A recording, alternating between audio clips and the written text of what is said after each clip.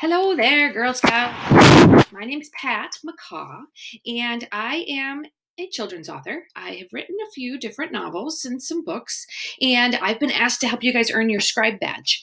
And I'm pretty excited about it because I love to write as well. Hopefully, you can see what's on my computer screen, and I should be maybe off into the corner somewhere. But I wanted to tell you that I was a Girl Scout leader for my daughters when they were both younger. And when I was your age, I was actually a bluebird and then a campfire girl. I'll show you.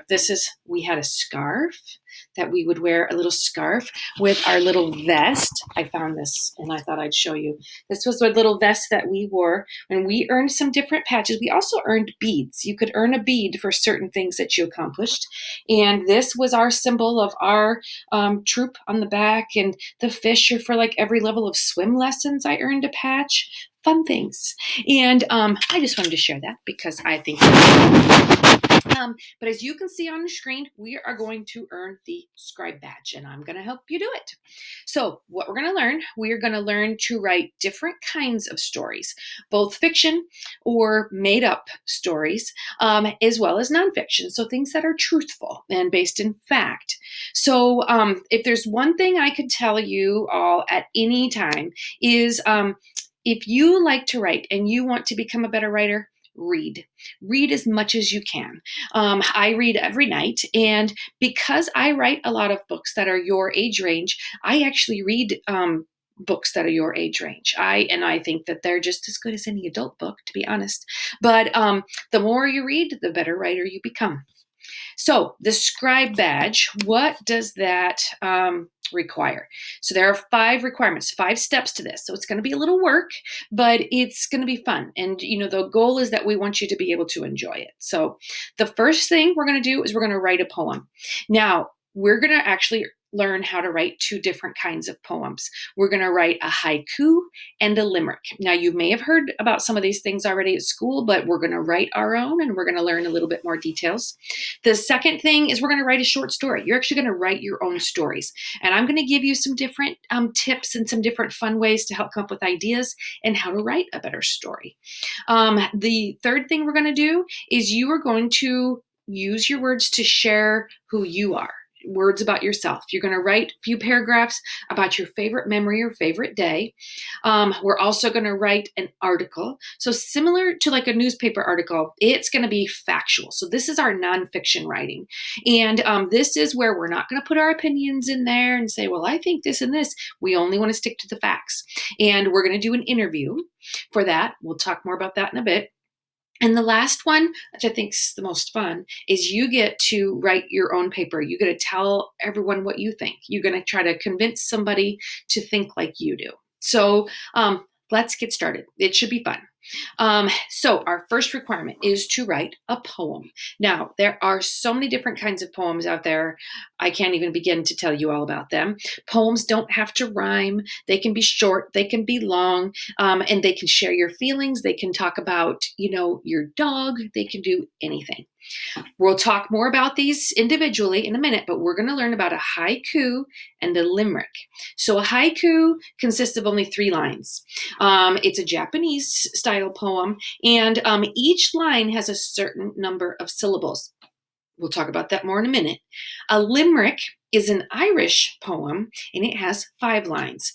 And limericks are usually funny. Sometimes they make no sense whatsoever, and that's why they're kind of fun for us to write. And it does have some rhyming involved in a limerick. So let's start with a haiku. So in a haiku, there's going to be 3 lines, and each line has a certain number of syllables. So just a refresher course, what is a syllable? When I learned how to tell what a syllable is, I was told to put my hand on my chin, and however many times my chin bounced was how many syllables were in it. So for example, my name is Pat. So Pat is 1 syllable. My chin only went down once. Now, if my name was Stephanie, how many syllables is that? Stephanie. You say them slower to help you. Stephanie.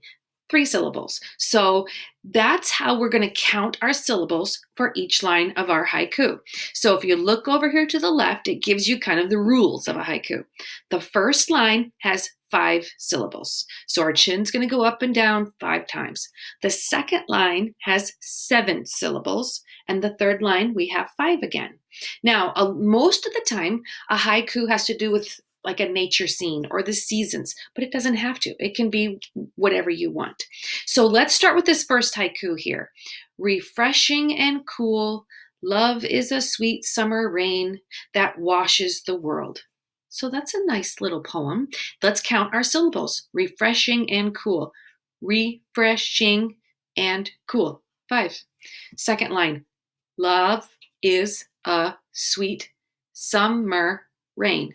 7 syllables. And then that washes the world. That washes the world. 5 syllables. So that's how easy it is.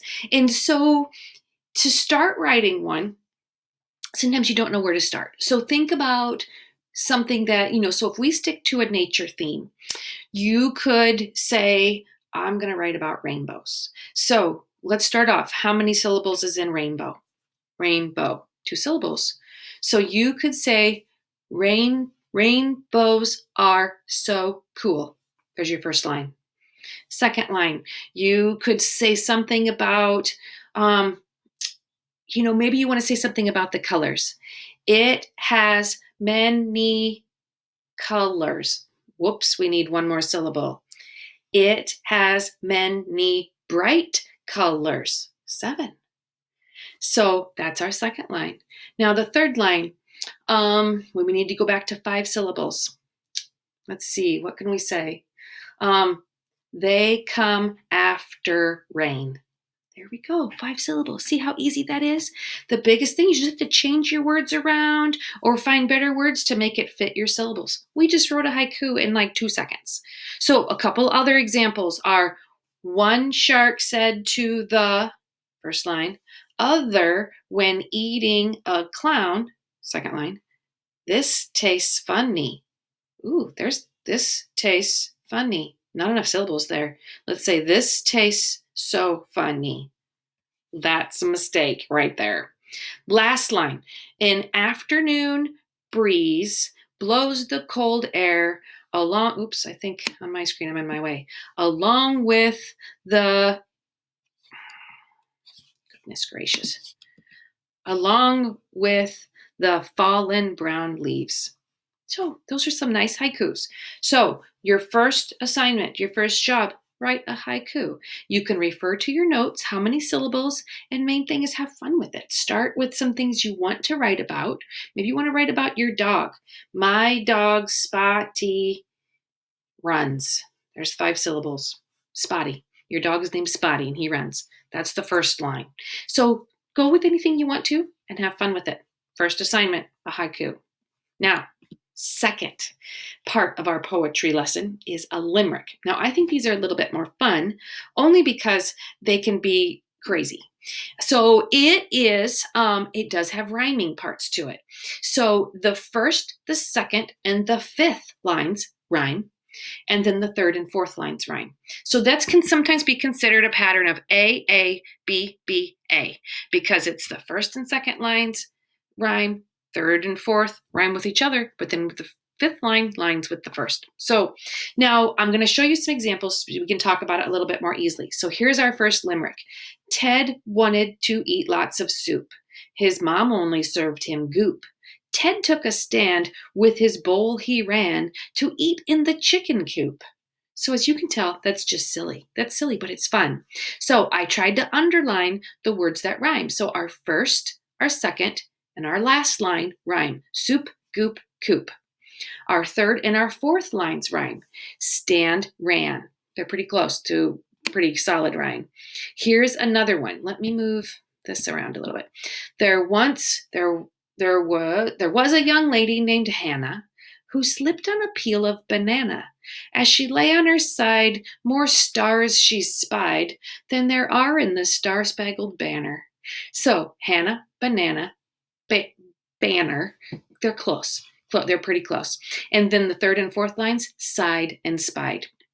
So how I think about doing this is we have to find enough rhyming words. So over here to the left, that if you find words that end in at, like pat, cat, fat, rat, you're going to come up with a lot of rhyming words.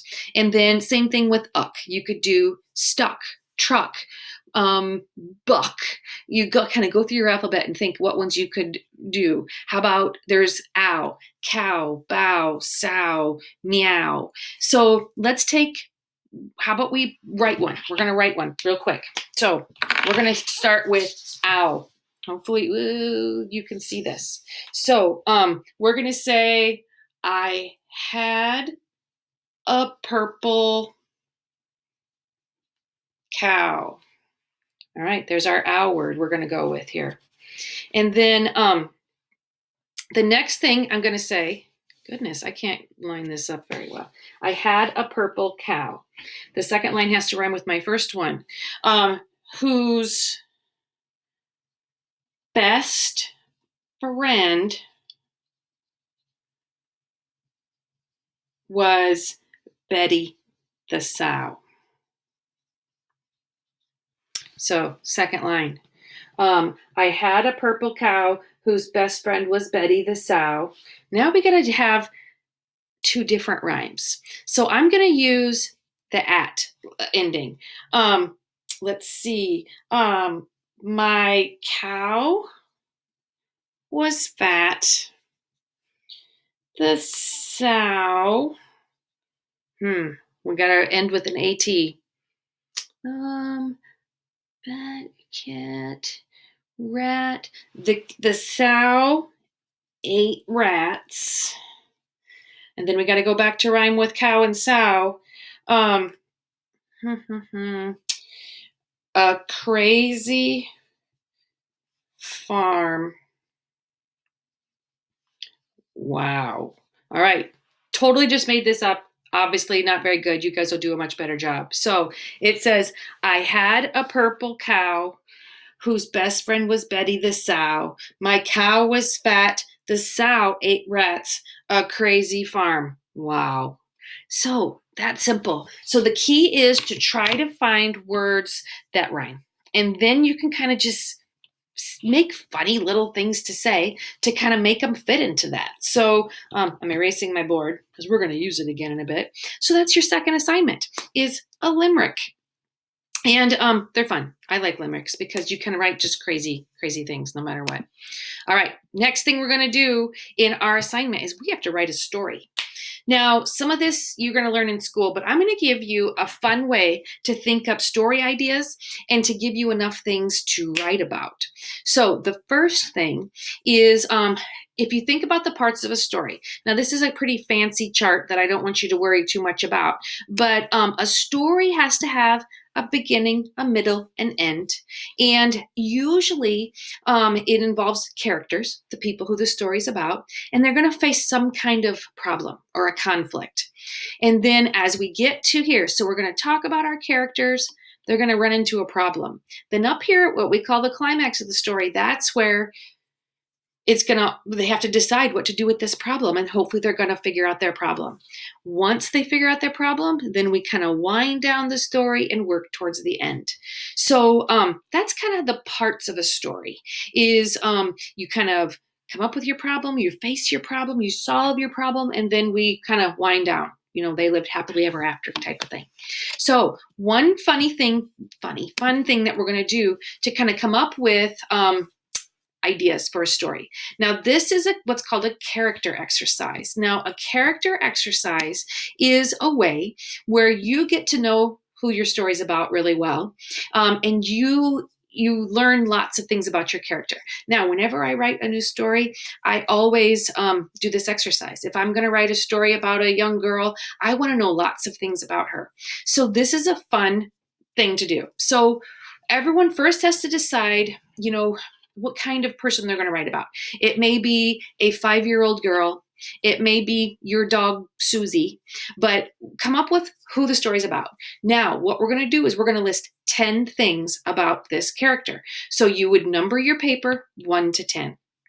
And so in this example that I have on our screen, we're going to come up with 10 things about a 10-year-old girl who my story is going to be about. So I'm going to say all these things in red are the first 10 things I'm going to write about. So first of all, she has brown hair. I'm going to say the number 2 thing, her parents are married. And I'm going to go down this list here. She has 2 brothers. Number 4 is she hates dogs. Number 5 is she loves to play soccer. Number 6 is she's allergic to peanuts. Number 7 is she loves science. Number 8 is she has a secret stuffed cat in her backpack. Number 9 is she's good at climbing trees. And number 10 is she wears glasses. So now, after you've made a list of 10 things about your character, it may be she has freckles, or she has a pig at home named Buddy. Come up with just 10 things, whatever you want your character to have. And then now what we're going to do is this same list we're going to look at again. So the first thing that I wrote about was that my 10-year-old girl has brown hair. Now I'm going to take that brown hair and I'm going to now talk more about that. What kind of brown hair? And I'm going to say that my girl always wears pigtails. So her brown hair is always in pigtails. Now I'm going to take the second thing I wrote. Her parents are married. And now I'm going to say, well, what more about her parents can I say? I could say her mom is a doctor. I could say they go on family vacations together. But what I put in here is her dad is in a wheelchair. That's just the fact of my girl and my story. The third thing, so she has 2 brothers. So how can I give more details about these 2 brothers that helps me know my character better? I'm going to say that her brothers' names are Billy and Sam, and they're twins. So that kind of tells you a little bit more about my character's life. She's got kind of a crazy household, possibly. Next thing, she hates dogs. So why? We probably want to know, why does she hate dogs? What's the story there? And I put that she once got bit by a chihuahua. So she's hated dogs ever since. The next thing, she loves to play soccer. But then what I wrote about that is she wants to be the goalie, but she always misses the ball. So that's a problem, and if you think about it, that could trigger a story idea. How is she? That could be a whole story right there, that, little Mindy wants to play soccer. She wants to be a goalie, but she just can't figure it out. So that could be a whole story in and of itself. The next one, number 6, she's allergic to peanuts. So what can I say about that more? That she has to watch her food very closely. So she can't just walk into, her friend's house and eat anything. She's got to make sure it's safe for her to eat, or she could get really sick. Next thing is she loves science. What I wrote about that is she loves to mix things up and make experiments. She has a secret stuffed cat in her backpack. And my thing is that she's embarrassed to tell anybody about that. So she doesn't want anybody to know about it. She's good at climbing trees. And she once had to climb a tree to rescue the neighbor's cat. And then my last one, she wears glasses, but she will only wear polka dot glasses. She won't wear anything else. So this is my character. So I'm going to write a story about this character. And what I want you guys to do is make your own character. So number your paper 1 to 10, and just like what we did. So if I say number 1, like I said, she has, let's go with freckles. I'm going to write about an 8-year-old girl. So let's say that, let's go here, that she has freckles. Now, to say, if I want to take number 1 and go further with that, I may say that she plays dot to dot on her freckles. So if you know what I mean by that, is that she sometimes connects the dots in some of her freckles to make shapes. That's my first thing. So number 2, I may say that she has a cat. And then if I want to go into more detail about that, I could say her cat is missing its tail. So this is what I'm going to have you guys do is kind of go through and make your own character, choose your own ideas. It's a really fun thing. I've done this with a lot of different classrooms, and everybody has such crazy ideas. So now, once you've created your character, the next step that we're going to do is now we've got to come up with a story. Now, if we go with the character that I just created, we could, right away, we already talked about one story idea is, that is the soccer story, that she wants to be a goalie, but she's not very good at it. So that's a whole story in and of itself. Other things that we could say is, what happens if she goes to her friend's house and eats a Reese's peanut butter cup? It has nuts in it, and she's allergic to nuts. So what happens? So we could write a whole story about that. How about what happens when the therapy dog comes to the class? She once got bit by a chihuahua, so she's really scared of dogs. So we could write a whole story about, oh my gosh, the therapy dog's coming to school. She's afraid of dogs, and we tell a little bit about why. And that gets up to our conflict. Our conflict is, what's going to happen when the dog comes to her classroom? And then we figure it out, that maybe she decides to give it a try. One of her friends helps her to pet the dog, and then things get better, and, all is good at the end. We also could say, what happens if the class bully discovers her secret stuffed cat in her backpack? She gets really embarrassed, and what's going to happen then? And what if she does something in science class that she's really excited about, and she creates the best excitement in science class? So you can tell that just by creating your character, you can come up with some story ideas, and you guys will be able to whip off multiple pages of a story just like that, because you're going to start writing and you're going to say, and then this happened and this happened, and use your descriptive words. Instead of saying she was happy, how can you show that she was happy? Instead of, you want to show the reader. So you want to say she jumped up and down and clapped her hands. You'd probably know she was happy that way. Or you could say, instead of saying she hated dogs, you could say, at the sight of a dog, Sally chewed her fingernails and broke out into a sweat, because that tells you that she hated dogs. So use your descriptive words to see what it feels like. If someone's happy, how do we know they're happy? How could you show us that they're happy? So that's another trick with writing stories. So these are some great ideas that you have to write a story, and you guys are going to whip that off in no time. What I'd recommend, after you write your story, have someone read it for you. Have mom or dad read it, a brother or a sister. Have a friend read it to your friends over FaceTime or on the computer right now, or on Zoom, because then you can compare each other's stories and you guys will laugh and have so much fun with it. So so this is our part. We're going to write a story. You're going to build your character with your 10 steps. And then in your story, you're going to introduce your character, Sally Bobally, and she discovers her problem that she wants to be the soccer goalie, and then how's she going to tackle that problem, and then how's it going to smooth towards the ending. So it's a lot, but it's fun. It's fun stuff. Have fun with it. All right, now, next step. Third requirement is what's called an autobiography. We're going to share something about ourselves. So this does not have to be 5 pages, just a couple paragraphs, 1 to 2 paragraphs. And so write about your favorite memory. So it could be something at home. It could be a vacation. It could be something in Girl Scouts. It could be your favorite teacher. But I want you to write your favorite memory and write lots of details about why is it your favorite memory? Why did this one make you happy? And how did it make you happy?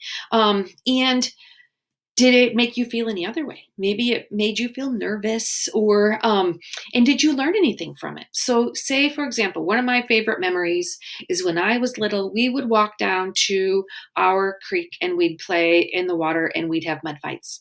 And I could say that it made me feel happy because we got messy. We were outside playing in the sunshine and it was great. And we were covered with mud that we couldn't come in the house, and we had to hose off and keep all our clothes outside. Did I learn much from it? Not anything, earth shattering, but I did learn that I love to be outside with my friends, and I kind of like playing in the mud. So that's what I learned from that one. So this is an easy one because it's mainly talking about yourself, a little bit of a memory, and why that is a good memory for you. All right, next step. Here we go. Oops, wrong button. Fourth requirement.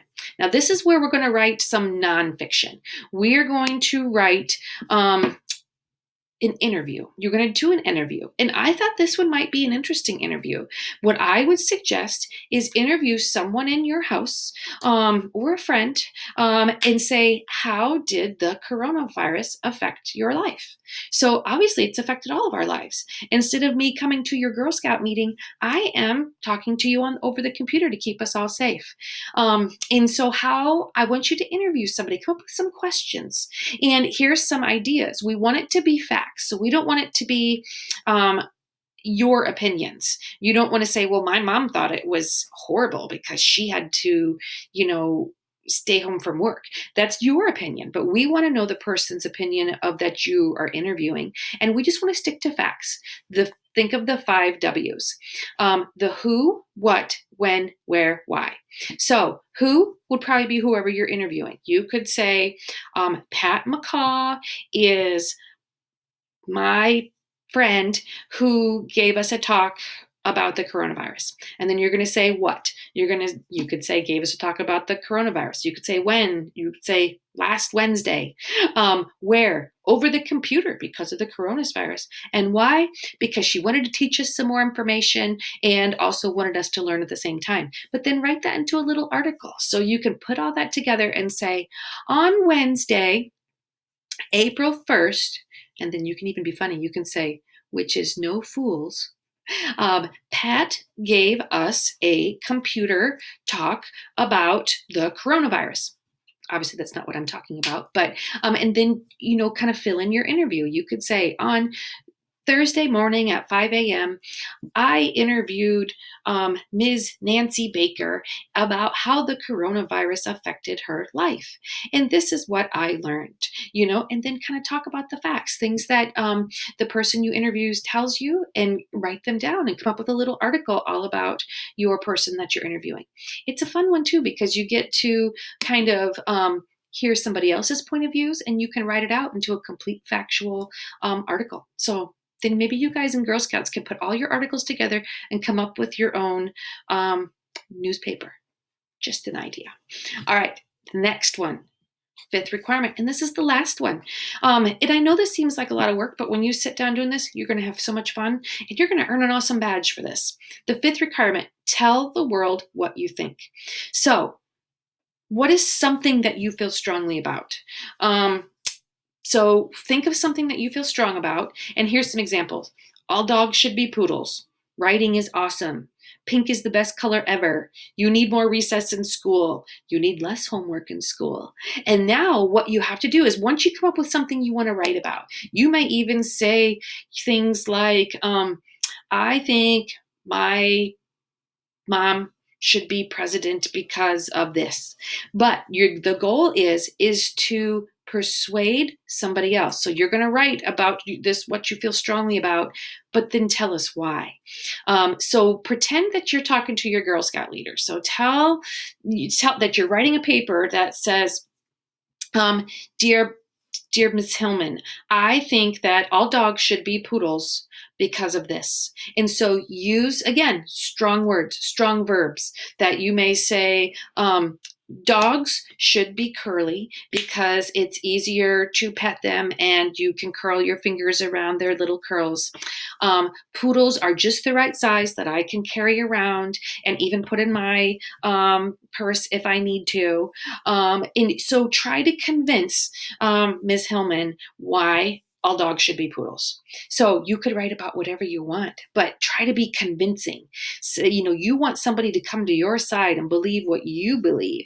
So this is going to be a fun one too, because you can use your powerful words to convince somebody. Again, think of strong visuals. So again, show somebody, instead of saying poodles make you happy, you would say something, instead of saying poodles make you happy, you could say poodles will make you wake up every morning with a smile on your face and run to the dog bowl to give them a treat. Tell us how it's going to make you happy. Show us this. So that's the last requirement to your badge. If you finish all these things, which won't take you that long at all, you're going to earn your scribe badge. It's going to be fun. And I am going to include the slides, all these things on your screen. I'm going to send them out to your leaders so you have them in front of you. And on there, I'll even put my email address that if you want to contact me, have some questions, or even you want me to read your story, I'd love to read your story. You let me know. But I'm so happy I got to do this with you today. And I'm excited to see all of you wearing your scribe badges on your Girl Scout sashes. And I hope that we can talk again soon someday. You guys take care, and thanks for listening. Bye-bye now. Be safe.